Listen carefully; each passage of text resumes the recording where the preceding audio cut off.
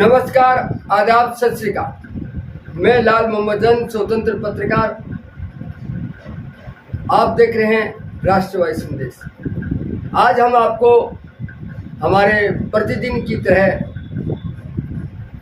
हमारे स्पेशल जो एपिसोड है 8 बजे का, शाम 8 बजे का बुलेटिन, कौन बनेगा भादरा का विधायक, ये हमारा नियमित रूप से चैनल है राष्ट्रवादी संदेश में, शाम को 8 बजे के समाचारों में। तो आज हमने जो कल बताई थी कुछ बातें कि कौन कौन भादरा में चुनाव लड़ने की इच्छुक है, जिसमें माकपा, भाजपा, कांग्रेस और निर्दलीयों की जानकारी दी थी। आज हम आपको बताएंगे कि हनुमानगढ़ जिले के भादरा जो है ये विधानसभा 11 नंबर है और लोकसभा ये चुरू में है। यानी हनुमानगढ़ जिले के भादरा और नौर जो है ये 2 विधानसभा चुरू लोकसभा में पड़ती है। तो ये भी एक महत्वपूर्ण बात है कि जो नौर भादरा के वोट हैं वो विधानसभा के बाद चुरू लोकसभा के मतों का भी फर्क पड़ता है। पिछले चुनाव में हमने देखा कि जिस प्रकार से पिछले चुनाव में कामरेड बलवान पूनिया माकपा के जो विधायक थे बने, उन्होंने 82,204 मत लिए थे और 23,153 मतों से विजयी हुए थे। जहाँ तक दूसरे नंबर पे भाजपा के संजीव बेनीवाल जो है वो 59,051 वोट लिए थे। यानी 23,153 वोटों का लीड की थी। लेकिन 2013 में माकपा के विधायक ने 38,552 वोट लिए थे और भाजपा के संजीव बेनीवाल ने 65,040 वोट लिए थे। यानी ये डिफरेंस आपको बताऊं कि 13 में 38,551 और 18 में 82,204 वोट, यानी 23,153 का अंतर था। लेकिन संजीव बेनीवाल का जो अंतर था वो, जहाँ तक हम आपको बताएं कि 59,051 और इधर 65,040, यानी बहुत जो डिफरेंस हुआ है वो कम रहा है। उन्होंने अपने वोटों का लिया। अब जो 2023 में चुनाव होने वाला है, ये चुनाव बड़ा रोचक है। आज के समाचार पत्रों में जो हमने पढ़ा, टीवी चैनलों पे देखा, तो एक नई बात सामने आई कि संसद में एक नया विधेयक आने वाला है। और संसद में नया विधेयक ये आने वाला है 1 नेशन 1 वोट, यानी एक देश में एक साथ चुनाव। और ये इस प्रकार का अगर आता है तो, क्योंकि विधानसभा का चुनाव और लोकसभा का चुनाव एक साथ होता है तो बड़ा अंतर आएगा। देश भर में कांग्रेस सभी जगह चुनाव लड़ेगी, लेकिन यहाँ निर्दलीय और माकपा के लड़ेंगे, वो एक अलग अंतर होगा। क्योंकि अब जो ये अभी विधेयक आने वाला है तो बड़ा दिक्कत आएगी कि मतदाता ऊपर का वोट किसको दे और नीचे का वोट किसको दे। मेरे कहने का तात्पर्य ये है कि जैसा मैंने अभी पिछले विधानसभा चुनाव में बताया था कि जहाँ कामरेड बलवान पूनिया 23,153 मतों से भादरा विधानसभा में विजय हुए थे, लेकिन ठीक विधानसभा चुनाव के 4-5 माह बाद जो लोकसभा का चुनाव हुआ, तो मैं अगर आपको आंकड़ों के सहित बताऊं तो लगभग 50,000 वोटों से भाजपा भादरा से लीड कर गई थी। और जो 8 विधान अन्य है उसमें कामरेड बलवान पूनिया लोकसभा के चुनाव लड़ा था। तो यानी ये 23,153 वोट से लीड की थी, वो वोट भी कामरेड बलवान पूनिया को नहीं मिले, जहाँ 82,204 था।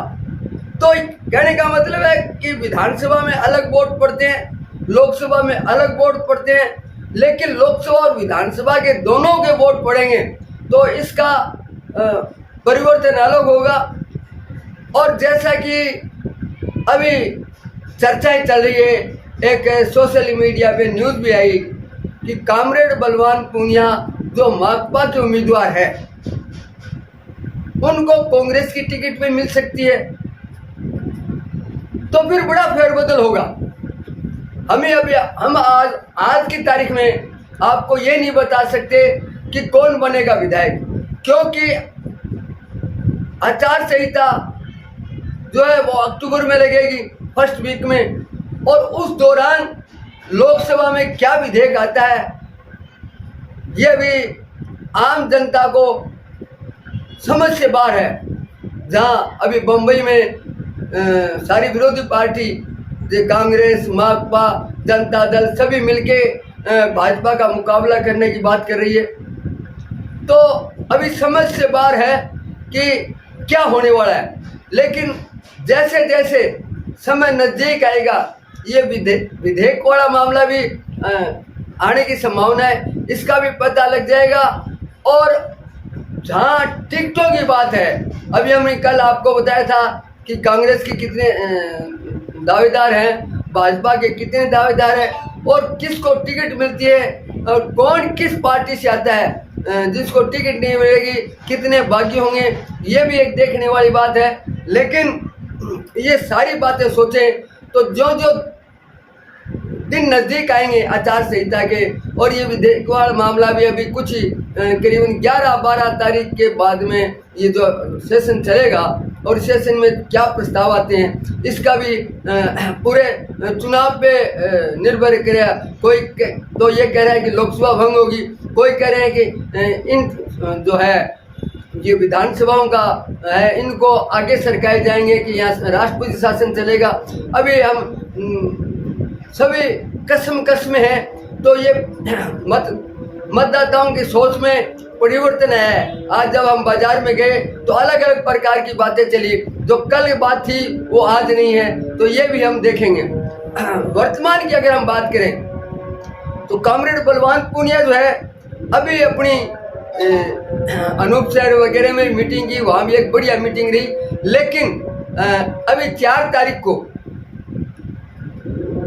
सितंबर को किसान भवन में अपनी एक सभा करेंगे, और जैसा कि संजीव बेनीवाल अपनी ताकत दिखा रहा है उसी प्रकार से कामरेड बलवान पूनिया भी किसान भवन में अपनी चुनावी रणनीति प्रस्तुत करेंगे, किसानों से भी मिलेंगे और अपने मतदाताओं से मिलेंगे।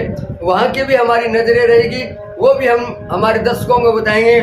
और भारतीय जनता पार्टी है वो जो है इस समय 5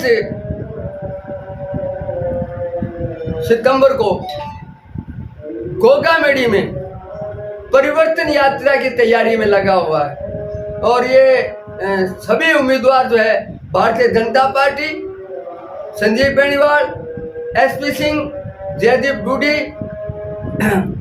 और अन्य जितने भी लोग हैं वो भी पूरे संगठन एक ही लक्ष्य है उनका कि हम भारतीय जनता पार्टी को यहाँ से सीट जितानी है, तो परिवर्तन यात्रा में ज़्यादा से ज़्यादा संख्या में गोगामेडी के इस परिवर्तन यात्रा में ले जाएं, क्योंकि ये प्रदेश में 4था चरण है। और इसकी जो हरी झंडी दिखाएंगे वो नितिन गडकरी दिखाएंगे।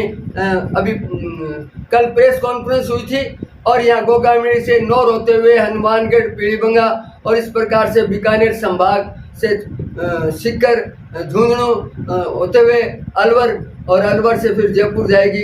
तो 5 तारीख के बाद में ये परिवर्तन यात्रा, इधर माकपा का 4 तारीख को।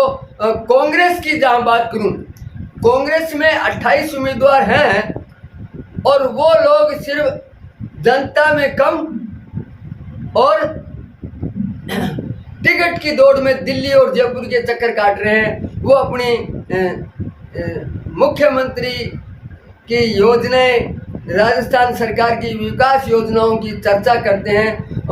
अभी तक ये कोई बड़ा जलसा, कोई बड़ा प्रदर्शन और कोई ग्रामीण क्षेत्र में अभी तक नहीं पहुंचे हैं। तो इस प्रकार से आज जो है हम आपको जो जानकारी दे रहे हैं वो इतनी है। कल हम फिर इनकी कार्यक्रमों का ध्यान रखेंगे, कल क्या कर रहे हैं वो भी बताएंगे। निर्दलीय जो है बजरंग सहारण, वो कल ट्रैक्टर रैली निकाली थी और ट्रैक्टर रैली के बाद में फिर भिरानी में धरने पे बैठ गए। इनकी वार्ता कुछ बातें मानी गई, कुछ नहीं मानी गई। वो किसानों के आंदोलन को लेकर भिरानी में प्रदर्शन कर रहे हैं। वहीं आज जो है छानी बड़ी में राजेंद्र जलंधरा अपनी सभा कर रहे हैं, यानी सभी एमएलए बनने के लिए अपने अपने प्रयास कर रहे हैं। तो देखते रहिए राष्ट्रवादी संदेश। मैं आप लोगों को बताऊं कि राष्ट्रवादी चैनल जो है ये यूट्यूब पे है और फेसबुक पेज में भी है। तो आप प्रतिदिन चुनावी समाचार भी देखिए और जो लोग राष्ट्रवादी संदेश को पहली बार देख रहे हैं उनसे भी निवेदन है कि यूट्यूब पे आइए और राष्ट्रवादी संदेश को सब्सक्राइब कीजिए और हमारा वीडियो अच्छा लगे तो ज़्यादा से ज़्यादा शेयर कीजिए, लाइक कीजिए। मैं कल आपसे ठीक इसी समय 8 बजे के प्रोग्राम में मिलूंगा। तो देखते रहिए राष्ट्रवादी संदेश। जय हिंद, जय भारत।